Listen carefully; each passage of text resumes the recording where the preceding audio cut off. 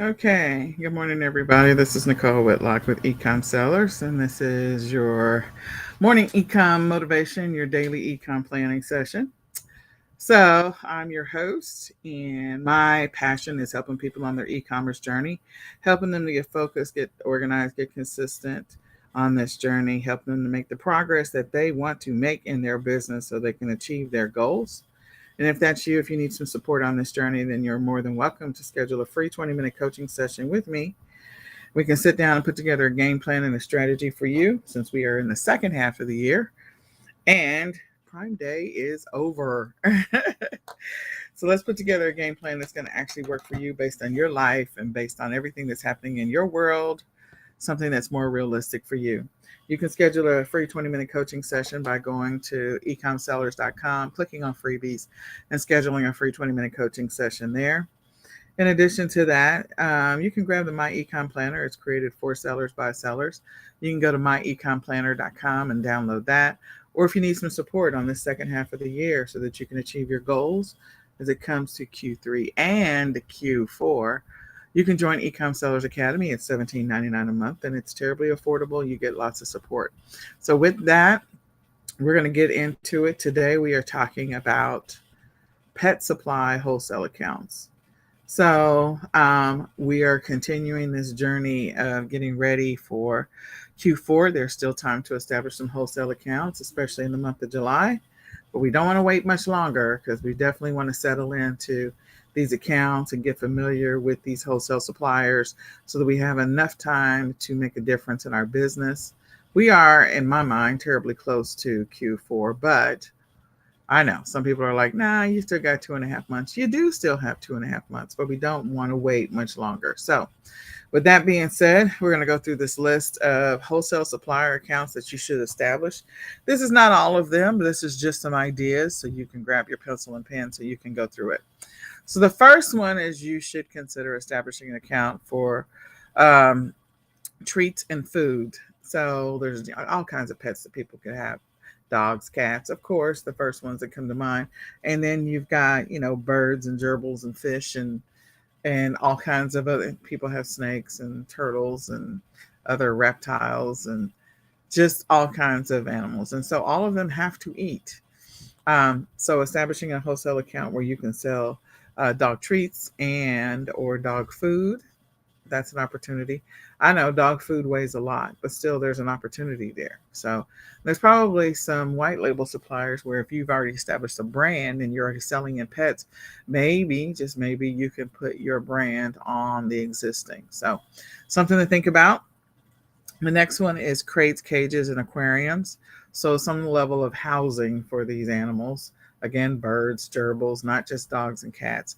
So, and of course, fish. So you could look into selling these types of products. People are always getting pets. Kids are always wanting pets. Adults are always wanting pets. One of the things that my son really likes is fish. I would love to get him an aquarium. It's just like, it's a lot to think about. So crates, cages, and aquariums, definitely one that you should consider looking into because people, again, are always getting pets. There's a reason why PetSmart and Petco are doing well.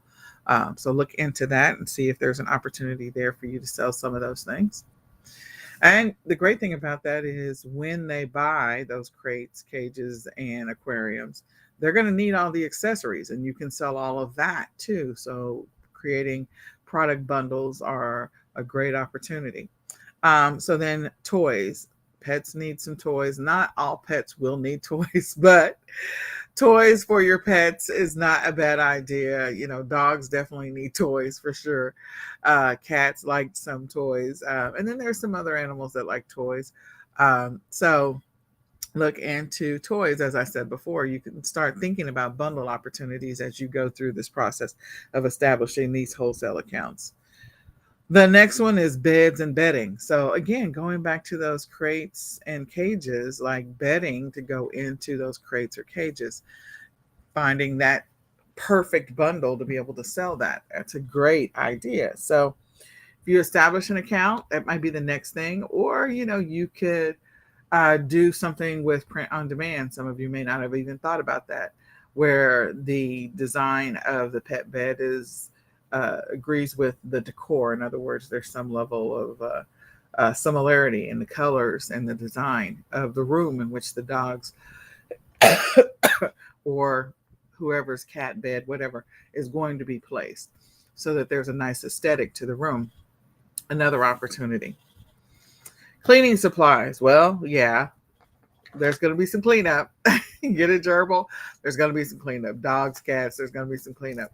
So the cleaning supplies themselves, again, there might be some additional things that you may need to get in order to sell cleaning supplies, because most of the time there's chemicals involved. But, if you get scoopers and things like that, there's no chemicals involved. So again, establishing that wholesale account to be able to sell cleaning supplies when it comes to these amazing pets that people like to get, something to think about.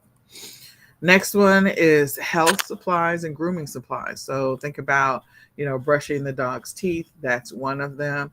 Grooming supplies for your pet, brushes, things like that, clippers. So all of those are things that you could be selling if you establish a wholesale account. And these are things that people will buy. You also, as you continue to look into this, like, you could sell these things to people who have, maybe do a B2B where you sell them to veterinary offices. You could look into selling these products to boarding houses for dogs. Like, I think they're called, like, some of them are called dog hotels. So a place where people are going to need this stuff on a regular basis. So grooming supplies and also those cleaning supplies. Let's just keep it real.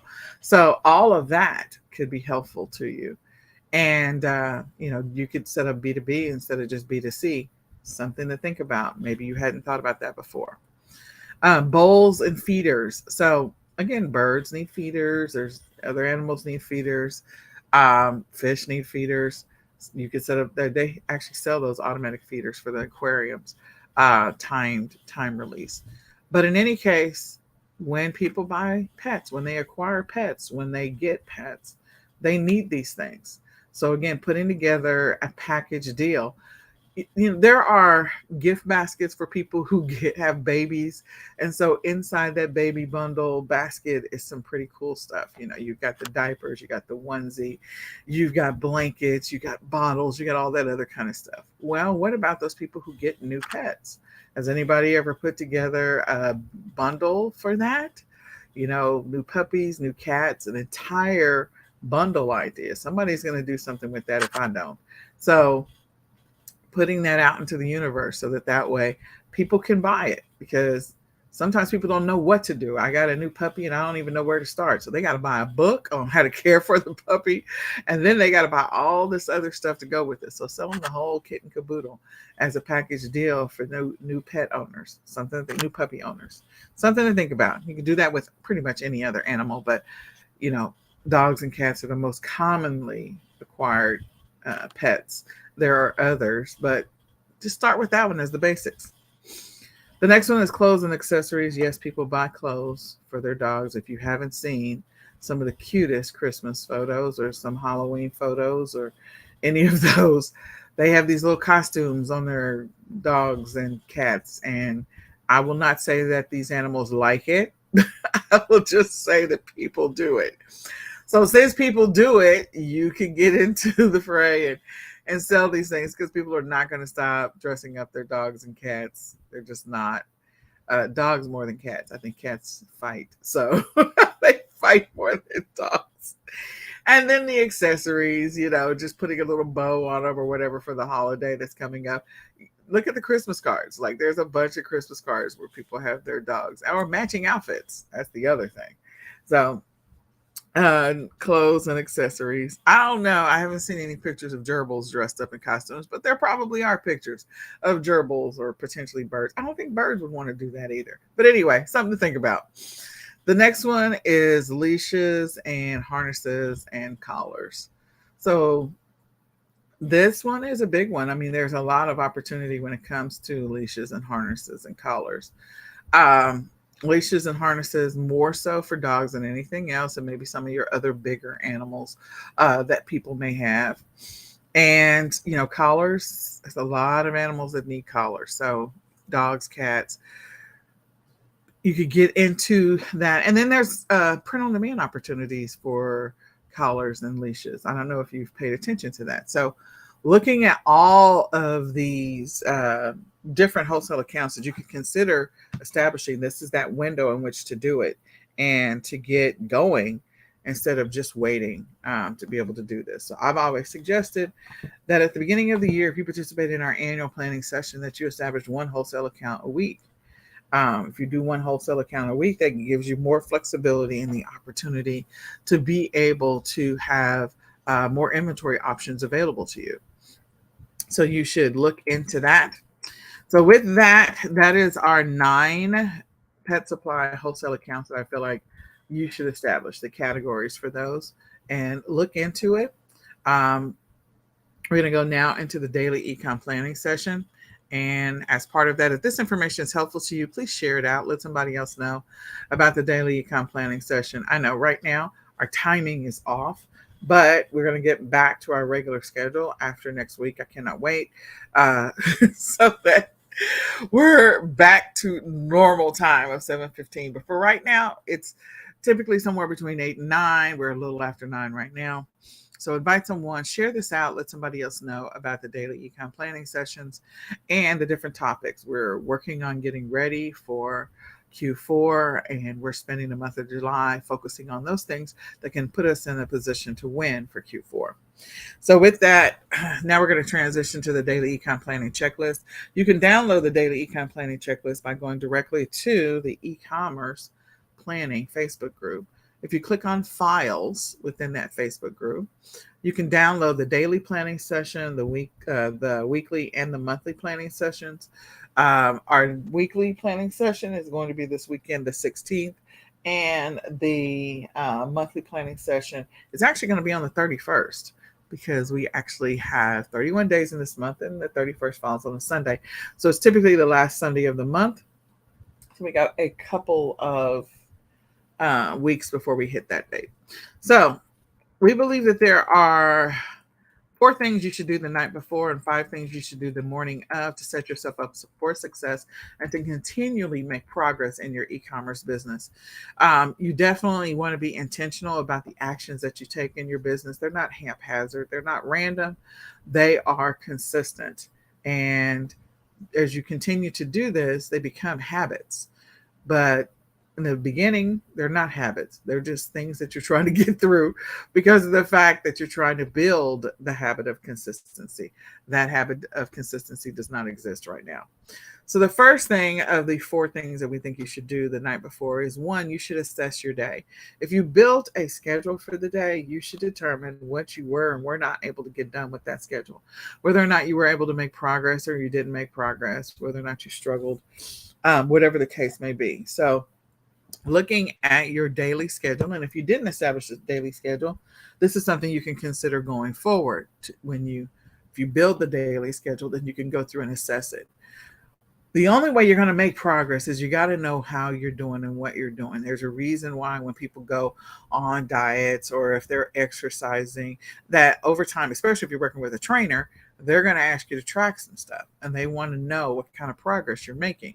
This is part of that journey in order to know whether or not you're gaining forward momentum in whatever it is that you're working on improving.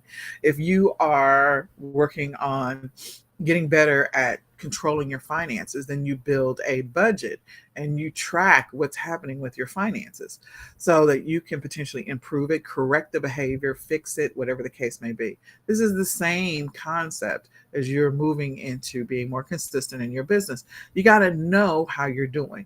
So I want you to assess your day. How much of your schedule were you actually able to execute? How much were you not? Because you may need to make adjustments as you build your next Wednesday schedule. You may need to build a better, this will help you build a better Wednesday schedule over time as you increase your awareness of the things you are doing, or maybe the things you're not doing, or the stuff you're engaging in that is not serving your life and or your business well. If it's not serving your life or business well, you probably need to stop it. But if if it is, then we want to do things that are going to help you to make more money, generate more revenue in your business. And those income producing activities matter. How much time are you investing in those? So go through and assess and rate your day for the day. See what you did get done, what you didn't get done. We're not going to beat ourselves up over the things we didn't get done. We're just not. We're going to go ahead and make a note of it, and we're going to work to do better the next time. We don't want to create a schedule that's so easy that you can step through it and you got a bunch of wasted time. Because again, if you're working to make progress, if you're working to get aggressive about your Q4 strategy, then you don't want to have a whole bunch of open spaces inside your schedule. What you want to do is you want to regain control of where you're wasting time. So you're going to build a more effective schedule over time. And that's your goal. So assess how you're doing and see how much progress you're making. The next thing is to go through and update your daily tracking stats. This will definitely increase your awareness. It'll increase your awareness of how many listings you are creating or not creating, how many shipments you sent out, orders you fulfilled, what were your sales for the day, your profits for the day, how many ads did you create, what were your expenses. There's a long list of things, and it's inside the My Ecom Planner. So what were those things that you did or did not get done when it comes to your plan, your strategy, your schedule? So we're going to go through and update those stats. In addition to that, we're going to go through and we're going to look at our online calendar. Tomorrow should not be a surprise to us. We should not be reacting to our schedule. We should not. We should know what's coming up, and it shouldn't be a surprise. So go and look at your schedule for tomorrow and see what's on the agenda, your online calendar and your business calendar and your your work calendar if you work a job. So go and look at that so that you don't have surprises of what's coming out, what's coming up, what's about to happen, so there's no surprises. And then number 4 is we're going to go ahead and build out our schedule for tomorrow. You should always build your schedule the day before so that way you can step through your schedule. What it does is actually, as you're building this habit of consistency, building this routine, it'll help you to be able to recall what you're supposed to be doing. If you build your schedule the night before, your subconscious mind will work on it all night long. So when you wake up in the morning, you know what you're supposed to be executing. You'll re-review it and you'll know what you're supposed to be executing. So those are the 4 things we recommend that you do the night before. And then in the morning of, then we have this morning checklist of things that you should be doing. So the first one is to go through and review yesterday's schedule, to reassess it. There's nothing like reviewing the schedule after you've had a good night's sleep. You wake up, you're refreshed, you're re-energized, and reviewing that schedule just to make sure you didn't miss anything. Maybe there is something that you're doing the second Wednesday of every month, but you hadn't noticed that pattern before until you started making notes about what you're doing, all of the things that you're doing. Now you can incorporate that into your monthly planning session because you've increased your awareness about it. And you could also work on building a better Wednesday schedule. When you have random stuff that doesn't work out, that doesn't count. But there are things that they're not random that happen, and those do matter, and you want to increase your awareness about them. Okay. Maybe there's a wholesale supplier that every time you contact them, like maybe the second Wednesday of every month, they always send you an email about something, or they call you and tell you they're out of stuff. So that might be a trigger to say, look, this wholesale supplier, there's something happening the second week of every month. They always run out of stuff, or, whatever the case may be. And you can make a note of those things because you have to deal with it. You have to respond or react to it. So re-review your schedule so you can build a better Wednesday schedule for the future, whether it be a weekly schedule or a monthly schedule or even a quarterly schedule. Then the next thing is step 2 is to review your priorities for this week. We are over halfway through the week. This is the second full week of July, so we are halfway through that. Let's go through that process and looking at the second full week of July, and let's see where we are. You've only got a couple days, today and tomorrow, if there are things that you need to do that can only be done during a business week. And you got Saturday if there's things that can be done anytime during the week. So you've got 3 days, including today, to get those things done. Don't overlook that. Let's get those activities done. And what are the habits that you're tracking and you're working to build for this month? What are they? And let's see where you are in tracking those. The next one is to glance at your monthly checklist or your monthly plan.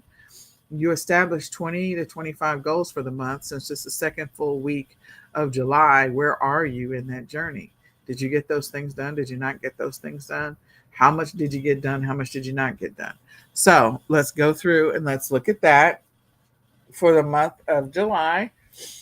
You should be almost not quite, but almost halfway through your monthly plan if you have been checking on it on a daily basis and also on a weekly basis. Step 4 of the process is to review or rewrite today's schedule. Rewriting today's schedule, going through that checklist, determine the one thing, the main thing that you need to get done for the day. If nothing else goes right, make sure you get that done, the priority item, and then go through and read your schedule if you need to make adjustments based on step 2 and step 3, which is the weekly priorities and monthly plan. Then make adjustments to it and rewrite your schedule and read it out loud to yourself. Speak it into existence so you can know what you're supposed to be executing in today's schedule. That way, as you go throughout the day and you kind of find yourself wandering off, you can bring yourself back to the schedule that you've established. And then the last thing, step 5, is to build a draft of tomorrow's schedule so that you're not surprised. You can plan for your success. If you're not able to get everything in today, you know that tomorrow is going to be the last, the last day of the week, business week, that you'll have to execute things. So definitely you can put things into Friday.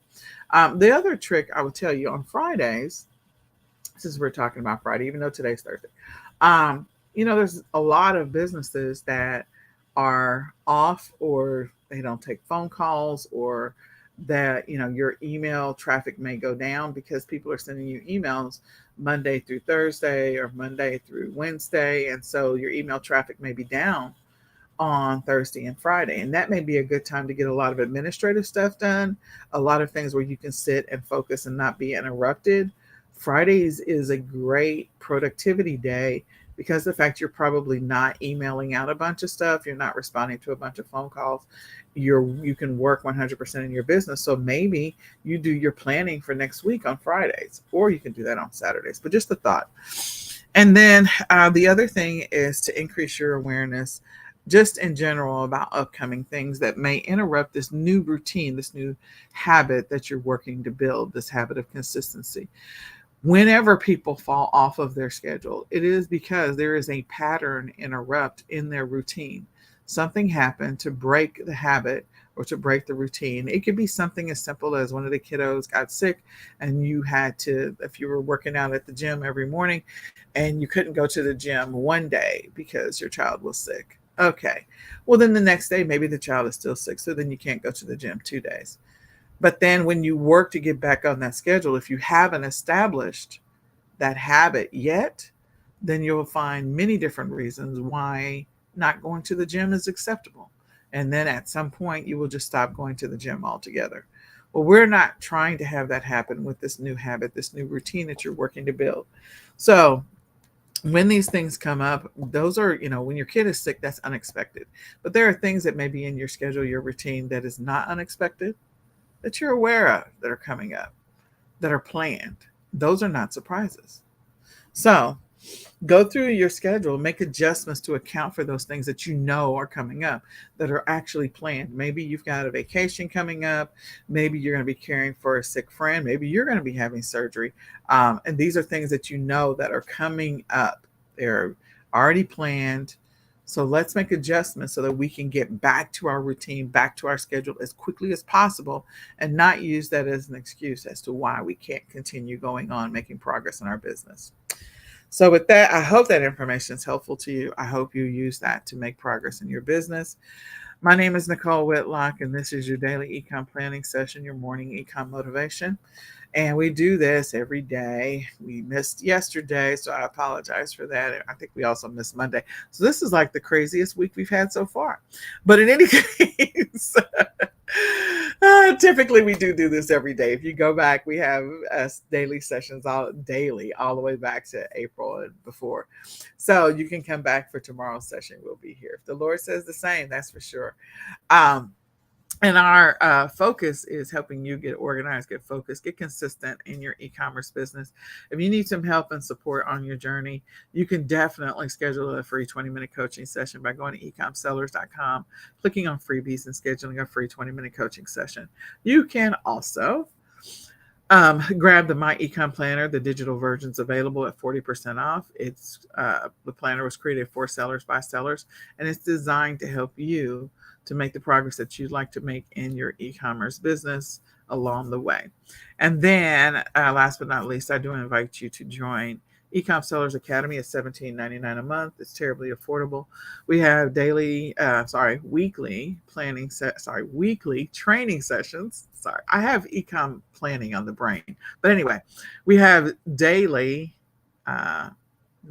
weekly trading sessions, weekly live trading sessions.